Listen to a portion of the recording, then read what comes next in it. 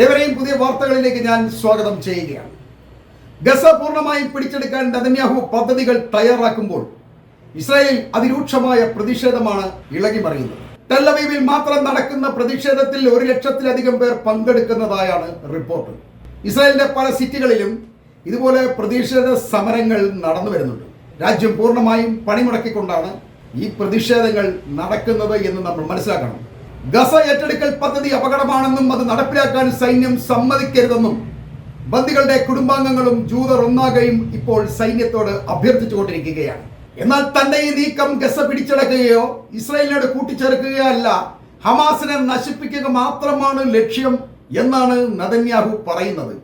ഇപ്പോൾ ഗസ പിടിച്ചെടുത്തുകൊണ്ട് ഹമാസിനെ തുരത്തി ഗസയുടെ ഭരണം ഏതെങ്കിലും പലസ്തീൻ സംഘടനകൾക്ക് കൈമാറുക മാത്രമേ ചെയ്യുന്നുള്ളൂ എന്നും നെതന്യാഹു പറയുന്നു. എന്നാൽ ഇസ്രായേലികൾ ഇത് വിശ്വസിക്കുകയോ അംഗീകരിക്കുകയോ ചെയ്യുന്നില്ല. 2 കൊല്ലമായി ഗസയിൽ യുദ്ധം ചെയ്തിട്ട് സൈന്യത്തിന് ബന്ദികളെ കണ്ടെത്താനോ ഒന്നും ചെയ്യാനോ കഴിഞ്ഞിട്ടില്ല. പിന്നെ എങ്ങനെയാണ് ഇപ്പോൾ പെട്ടെന്ന് ഇത് സാധ്യമാകുന്നത് എന്നാണ് അവർ ചോദിക്കുന്നത്. ഇസ്രായേലിലെ കൂടുതൽ ദുരിതങ്ങൾ ഉണ്ടാവാനും യുദ്ധം നീളാനും മാത്രമേ ഇത് കാരണമാവൂ എന്നവർ പറയുന്നു. തന്നെയുമല്ല, നെതന്യാഹുവിന്റെ നീക്കം ജീവിച്ചിരിക്കുന്ന മുഴുവൻ ബന്ദികളെയും കൊല്ലാൻ ഹമാസിനെ പ്രേരിപ്പിക്കുകയാണെന്നാണ് ഈ പ്രതിഷേധക്കാർ പറയുന്നത്. ഞങ്ങൾക്ക് ഞങ്ങളുടെ ആളുകളെ ജീവനോടെ തിരികെ വേണം, അല്ലാതെ ശവമല്ല വേണ്ടത്. തട്ടിക്കൊണ്ടു പോയവരെ മാത്രമല്ല, ഗസയിലേക്ക് വീണ്ടും അയക്കാനൊരുങ്ങുന്ന ഈ സൈനികരെ പോലും ജീവനോടെ തിരികെ എത്തിക്കാമെന്ന് പ്രധാനമന്ത്രിക്ക് ഉറപ്പ് നൽകാൻ കഴിയുമോ എന്നും അവർ ചോദിക്കുന്നു. ഇങ്ങനെ ഇസ്രായേൽ പണിമുടക്കും പൊതുജന രോഷവും കൊണ്ട് ഇളകിമറിയുകയും ചെയ്യുമ്പോൾ ലോകരാജ്യങ്ങളും ഇക്കാര്യത്തിൽ നെതന്യാഹുവിനെ അവരുടെ പ്രതിഷേധങ്ങൾ അറിയിക്കുന്നുണ്ട്. അതുകൂടാതെ ഈജിപ്തിന്റെയും ഖത്തറിന്റെയും നേതൃത്വത്തിൽ അവസാനവട്ട ചർച്ചകൾ നടക്കുമ്പോഴും ഹമാസിന്റെ നിശബ്ദതയാണ് ഇസ്രായേലികളെ അമ്പരപ്പിക്കുന്നതും ഭയപ്പെടുത്തുന്നതും എന്ന് നമ്മൾ മനസ്സിലാക്കേണ്ടതുണ്ട്. ഗസ പിടിക്കാൻ വമ്പൻ തയ്യാറെടുപ്പുകളാണ് നെതന്യാഹു നടത്തുന്നത്. അതിനായി മന്ത്രിസഭാംഗങ്ങളുടെ മുഴുവൻ അംഗീകാരവും നേടിക്കഴിഞ്ഞു. ട്രംപ് ഇതിന് അനുവാദം കൊടുത്തുകൊണ്ട് എനിക്കൊന്നും അറിയില്ല എന്ന് പത്രക്കാരോട് പറയുന്നു. ഇങ്ങനെയൊക്കെ നടക്കുമ്പോഴും ഹമാസിന് ഇതൊന്നും കണ്ടിട്ടും യാതൊരുവിധ കുലുക്കവുമില്ല എന്ന് നമ്മൾ അറിയണം. നെതന്യാഹു പറഞ്ഞതുപോലെ 60 ദിവസത്തെ വെടിനിർത്തലിന് ഞങ്ങൾ തയ്യാറാണ്, ബന്ദികളെ വിട്ടുതരാം എന്നൊന്നും ഹമാസ് പറയുന്നില്ല. പകരം പൂർണ്ണമായും യുദ്ധം അവസാനിപ്പിച്ചുകൊണ്ട് സൈന്യത്തെ പിൻവലിച്ചാൽ മാത്രം കരാർ ഉറപ്പിക്കാം എന്ന നിലപാടിൽ തന്നെ അവർ ഉറച്ചു നിൽക്കുകയാണ്.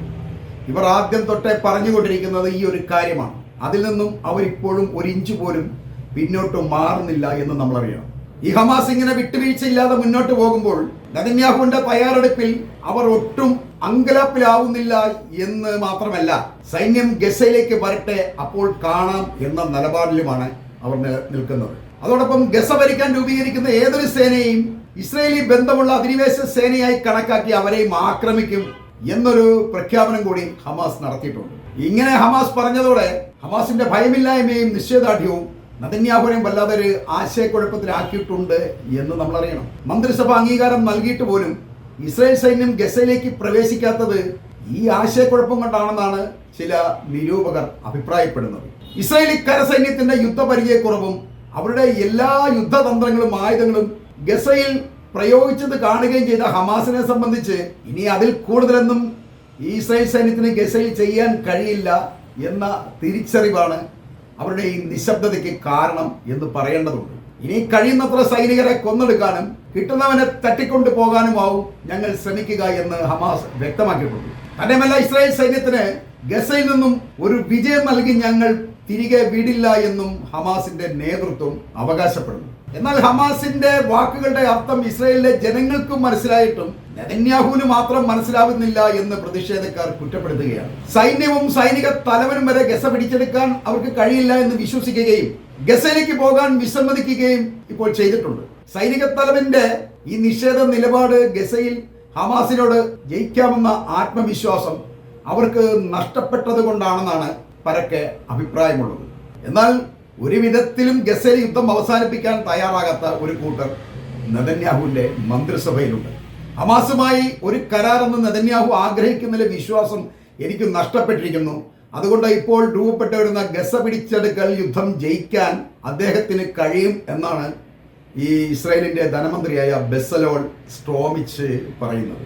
അതുകൊണ്ട് മന്ത്രിസഭ വീണ്ടും വിളിച്ചുകൂട്ടി യുദ്ധത്തിൽ ഇനി ഇടവേളകൾ ഉണ്ടാവില്ലെന്നും ഹമാസ് പൂർണ്ണമായും ഇല്ലാതാകും വരെ കരാറുകൾ ഉണ്ടാവില്ലെന്നും പ്രഖ്യാപിക്കാൻ ഇവൻ നെതന്യാഹുവിനോട് ആവശ്യപ്പെട്ടതായി ഇസ്രയേലി പത്രങ്ങൾ റിപ്പോർട്ട് ചെയ്യുന്നു. അതായത് ഞങ്ങൾ ഗസയിലേക്ക് പോയി കഴിഞ്ഞാൽ ഇപ്പോൾ ജയിച്ച് തിരികെ വരാം എന്നാണ് ഈ കഴുത വിശ്വസിക്കുന്നത് എന്നാണ് നമ്മൾ മനസ്സിലാക്കേണ്ടത്. നെതന്യാഹുവിന്റെ മന്ത്രിസഭയിലെ കടുത്ത തീവ്രവാദികളായ ഇത്തരം കുറച്ച് ആളുകളാണ് കാര്യങ്ങൾ ഇത്രയും വഷളാക്കിയതും യുദ്ധം നീണ്ടുപോകാൻ കാരണവും എന്നുള്ളതാണ് സത്യം. ഇവന്മാർ ഇസ്രായേലിന്റെ പുക കണ്ടേ അടങ്ങൂ എന്ന ഒരു തീരുമാനത്തിലാണ്. നേരത്തെ ഇറാനുമായി നടന്ന യുദ്ധത്തിൽ സൈനിക താവളങ്ങളും മൊസാദിന്റെ കേന്ദ്രവും ഉൾപ്പെടെ പ്രധാനപ്പെട്ട 12 കേന്ദ്രങ്ങൾ വരെ ആക്രമിച്ച് ഇറാൻ തകർത്തിട്ടും ഇസ്രായേൽ യുദ്ധം ജയിച്ചു എന്ന് പ്രചരിപ്പിക്കുകയും ലോകത്തെ തെറ്റിദ്ധരിപ്പിക്കുകയും ചെയ്യുന്നത് ഇവന്മാരാണ്. യുദ്ധത്തിന് ശേഷം മൊസാദിന്റെ തലവനെ ഇന്നേ വരെ പുറം ലോകത്ത് ആരും കണ്ടിട്ടില്ല എന്നുള്ളതാണ് വസ്തുത. എന്നിട്ടും പഴയ ഫോട്ടോകൾ വെച്ചുകൊണ്ട് അയാളെ അവിടെ കണ്ടു ഇവിടെ കണ്ടു എന്നൊക്കെ ഇവരിങ്ങനെ പ്രചരിപ്പിക്കുന്നു എന്നല്ലാതെ അയാൾ ലൈവായി പങ്കെടുക്കുന്ന ഒരു വീഡിയോ പോലും ഇസ്രായേലിന് ഇതുവരെ പുറത്തുവിടാൻ കഴിഞ്ഞിട്ടില്ല എന്നുള്ളതാണ് സത്യം. അതുപോലെ തന്നെ ഹമാസിന്റെ ആക്രമണത്തിന് പ്രധാനപ്പെട്ട സൈനിക തലവന്മാർ കൊല്ലപ്പെട്ടതും സർക്കാർ ജനങ്ങളിൽ നിന്നും മറച്ചു വെച്ചിരിക്കുകയാണ്. ഇങ്ങനെ മറച്ചു വെച്ചെങ്കിലും ഈ രഹസ്യങ്ങൾ പലപ്പോഴും ചോർന്നു പോവുകയാണ്. ഇസ്രായേലിലെ എല്ലാ രഹസ്യങ്ങളും ഇപ്പോൾ ചോരുന്നുണ്ട് എന്നുള്ളതാണ് സത്യം. സർക്കാർ എത്ര ഒളിച്ചു വെക്കാൻ ശ്രമിക്കുന്നോ അതെല്ലാം ഉടൻ തന്നെ പുറം ലോകത്ത് അറിയുന്നുണ്ട്.